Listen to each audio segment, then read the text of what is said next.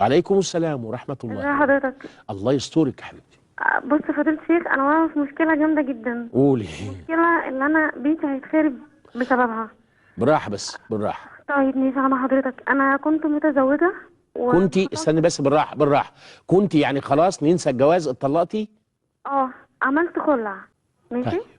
اما طيب. عملت الخلع، انا اهلي صعيدة وما عنديش اولاد، فقالوا لي لازم تتجوزي كده. المهم اتجوزت واحد قريبنا ده بعد بعد ما الخلع بشهر. خلعتي؟ بشهر. ماشي. بشهر. احنا سألنا الشيخ، في شيخ كبير. اقول اسمه ولا ما ينفعش؟ لا ما ينفعش، انت تقولي لي لازم اروح طيب لجنة حضرتك، الفتوى شيخ حبيبتي. كبير سألناه هل ينفع الجواز بعد الخلع، قال أهم حاجة تكون في حيضة واحدة بس. فعلى هذا الأساس بعد الحيضة الواحدة دي اتجوزته. بعد ما اتجوزته ب5 سنين والدتي توفت ومعايا منه أولاد. فرحت عشان أسأل عن الميراث، والدتي كتبت لي حاجة في الميراث، فرحت أسأل في دار الإفتاء. فمن اسئله الشيخ وكده قال لي انت اتجوزتي؟ قلت له اه، وحكيت له اللي حصل. واتجوزت تاني، قال لي جوازك باطل. ده دار يعني ايه الإفتاء. قلت له يعني ايه حضرتك جوازي باطل؟ لما قال له حيضه واحده بس.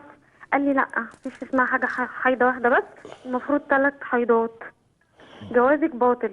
بس مش باطل باطل، ان هو في خطأ، فاحنا عايزين نصلح الخطأ ده.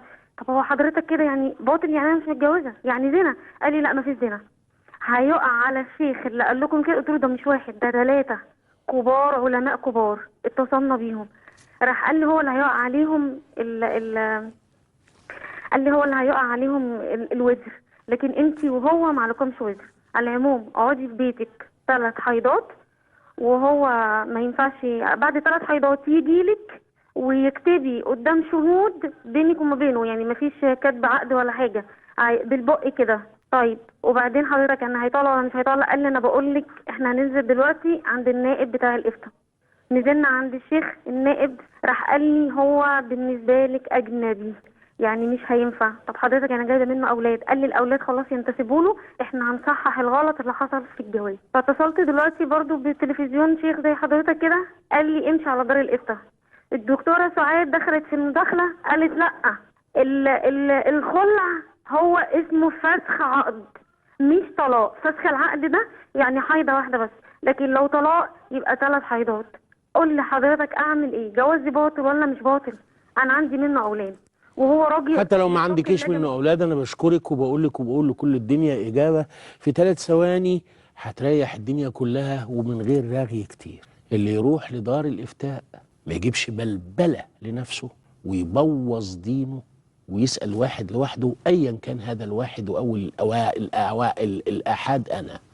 وأنا بقول للي اتطلقوا 3 مرات على الفتوى، لأنكم عايزين لجنة. أنا ما أقدرش أخرب البيوت. أنا ليا في الطلاق الأولاني، الطلاق الثاني، حاجة زي كده. لجنة الفتوى أو دار الإفتاء أو الدنيا كلها من يوم ما ربنا خلقها وكان في فقه وفي قاعدة زي 2 في 4 ب8، 2 في 5 ب10، بتقول إذا تم الخلع بلفظ الطلاق فهو طلاق. يعني 3 حيضات.